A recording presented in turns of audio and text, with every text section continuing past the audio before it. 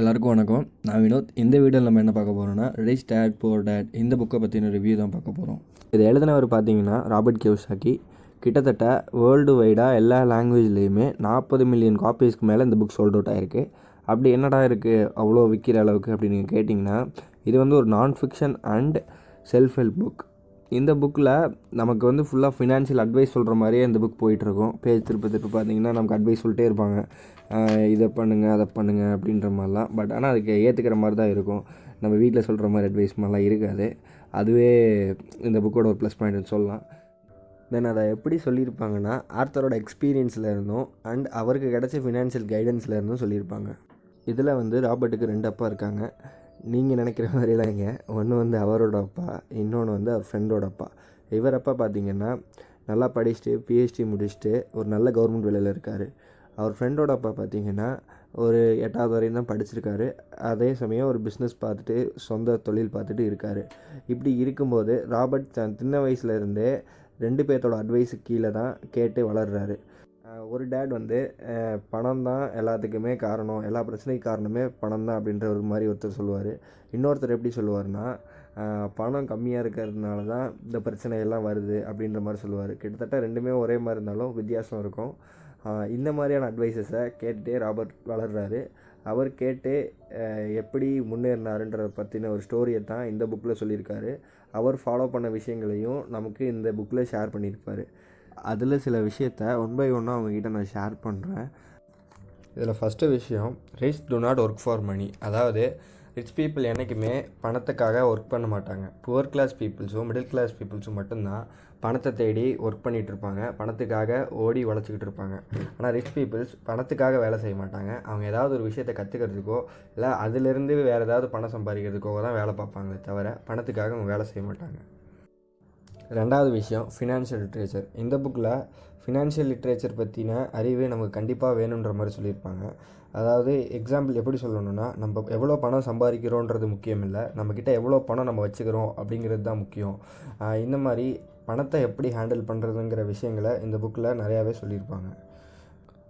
3வது விஷயம் என்னென்னா, மணி அண்ட் எமோஷன். அதாவது நம்ம லைஃப்பில் நிறைய எமோஷன்ஸ் இருக்கும். ஆனால் பணன்ற ஒரு விஷயம் வரும்பொழுது பயத்தினாலையும் பேராசைனாலையும் நம்ம ரொம்பவே இந்த 2 எமோஷனலால் கண்ட்ரோல் பண்ணப்படுவோம்.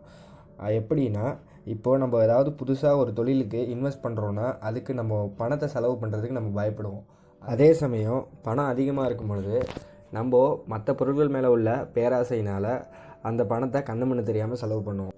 அதனால் இந்த 2 எமோஷனையும் நம்ம பணம் சம்பாதிக்கிறதுக்கு ஏற்ற மாதிரி நம்ம கண்ட்ரோல் பண்ணி நம்ம வச்சுக்கணும். இப்போது 4வது விஷயம் என்னென்னா, அசட்டுக்கும் லியாபிலிட்டிஸ்க்கும் உள்ள வித்தியாசத்தை இந்த புக்கில் சொல்லியிருப்பாங்க. இதை நம்ம புரிஞ்சுக்கணுன்னு இந்த புக்கில் சொல்லியிருப்பாங்க.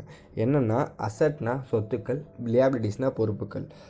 ஒரு சொத்துங்கிறது நமக்கு வந்து பணத்தை அது கொடுக்கும், பொறுப்புன்றது நம்மக்கிட்டேருந்து பணத்தை எடுக்கும். சிம்பிளாக சொல்லணும்னா இப்படி தான் இருக்கும். 5வது விஷயம் என்னென்னா, ரிச் பீப்புளுக்கும் புவர் அண்ட் மிடில் கிளாஸ் பீப்புளுக்கும் உள்ள கேஷ் ஃப்ளோவை ஒரு டயக்ராமெட்டிக்கல் ரெப்ரசன்டேஷனாக இந்த புக்கில் சொல்லியிருப்பாங்க. அது வந்து இப்போது இந்த ஸ்க்ரீனில் உங்களுக்கு தெரியும். அதில் பார்த்தீங்கனாலே நான் உங்களுக்கு முன்னாடி சொன்ன அசட்ஸ் அண்ட் லியாபிலிட்டிஸுக்கும் அதோட முக்கியத்துவமும் உங்களுக்கு இதில் புரியும். 6வது விஷயம், 1974 மெக்டானல்ட்ஸ் ஃபவுண்டரான ரே கிராக்குங்கிறவர் டெக்சாஸ் யூனிவர்சிட்டியில் உள்ள MBA கிராஜுவேட்ஸ் அண்ட் ஸ்டூடெண்ட்ஸுக்கு செமினார் எடுத்துகிட்ருக்காரு. அப்போ வந்து இந்த மாதிரி ஒரு கேள்வி கேட்குறாரு, என் பிஸ்னஸ் என்னன்றது உங்களுக்கு தெரியுமா அப்படின்றத அந்த ஸ்டூடெண்ட்ஸ் கிட்டே கேட்குறாரு. அந்த ஸ்டூடெண்ட்ஸ் யாருமே இப்போ பதில் சொல்ல. மறுபடியும் அந்த கேள்வி கேட்குறாரு, என் பிஸ்னஸ் என்னன்னு உங்களுக்கு தெரியுமா அப்படின்னு. அதில் ஒருத்தர் வந்து இந்த மாதிரி நீங்கள் சிக்கன் பர்கர் கம்பெனி தானே நடத்திக்கிட்டு இருக்கீங்க அப்படின்ற மாதிரி சொல்கிறாரு.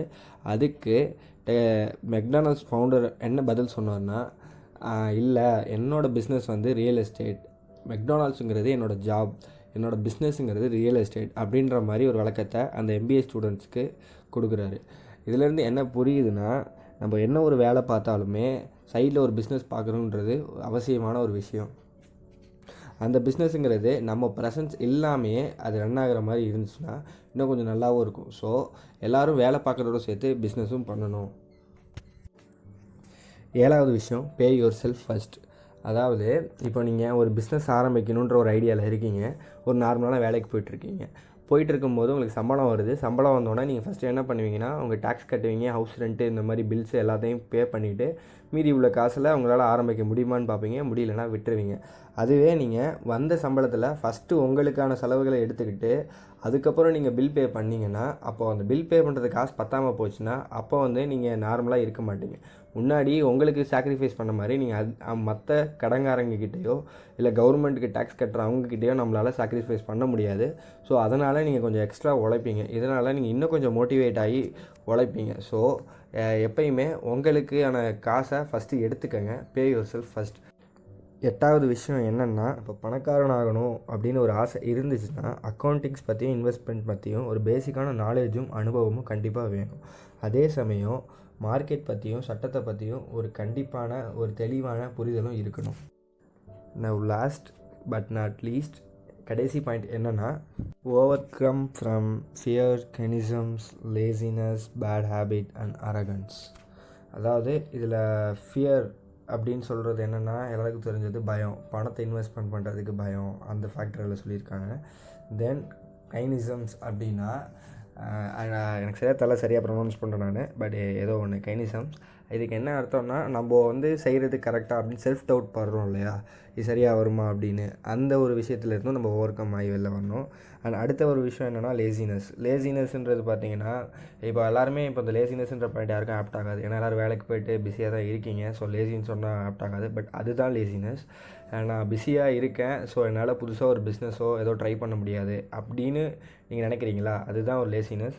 இதிலேருந்து நீங்கள் ஓவர் கம் ஆகி வரணும். பேட் ஹேபிட்ஸ் ஆஸ் யூஷுவல், உங்கள் டைமை வேஸ்ட் பண்ணுற எந்த ஒரு ஹேபிட்டுமே பேட் ஹேபிட்ஸ் தான். அதுலேருந்தும் நீங்கள் ஓவர் கம் ஆகி வெளியில் வரணும். தென் அரகன்ஸுங்கிறது நீங்கள் நினைக்கல, என்னடா அரகன்ஸ் எங்கே இடிக்குதே ஒன்றும் புரியலையே அப்படின்னு. அரகன்ஸுங்கிறது எனக்கு தான் எல்லாமே தெரியும் அப்படின்னு நினச்சிட்டு இருக்கீங்க இல்லையா. இப்போ உங்களுக்கு ஏதாவது ஒரு விஷயம் தெரியலனா அது நமக்கு தேவையில்லை அப்படின்னு நினைக்கிறதும் தப்பு தான். இந்த மாதிரி ஒரு மென்டாலிட்டிலேருந்து ஃபஸ்ட்டு வெளியில் வரணும். உங்களுக்கு ஏதாவது ஒரு விஷயம் தெரிலனா அது முக்கியம் இல்லைன்னு ஆயிடாது. உங்களுக்கு முக்கியமான விஷயம் எல்லாமே தெரியுன்றது கிடையாது. ஸோ எல்லாத்தையுமே நீங்கள் கேட்கணும், எல்லாத்தையுமே எடுத்துக்கணும். ஸோ அந்த மென்டாலிட்டிக்கு வரணும். அவ்வளோதான். தென் இந்த வீடியோ உங்களுக்கு பிடிச்சிருந்துச்சுன்னா லைக் பண்ணுங்கள், கமெண்ட் பண்ணுங்கள், சப்ஸ்கிரைப் பண்ணுங்கள், அப்புறம் ஏதோ பண்ணுங்கள், பிடிச்சிருந்தா பண்ணுங்கள். தேங்க்யூ. சொல்ல மறந்துட்டேன், இந்த வீடியோவில் நான் சில விஷயங்கள் மட்டும்தான் நான் சொல்லியிருக்கேன், நிறைய விஷயங்கள் நான் சொல்லலை. அட் த சேம் டைம் நான் சொன்ன விஷயம் ஏதாவது தப்பாக இருந்துச்சுன்னா, எனக்கு தெரிஞ்சு அப்படி இருக்காது, மேபி அப்படி இருந்துச்சுன்னா சாரி அண்ட் பாய்.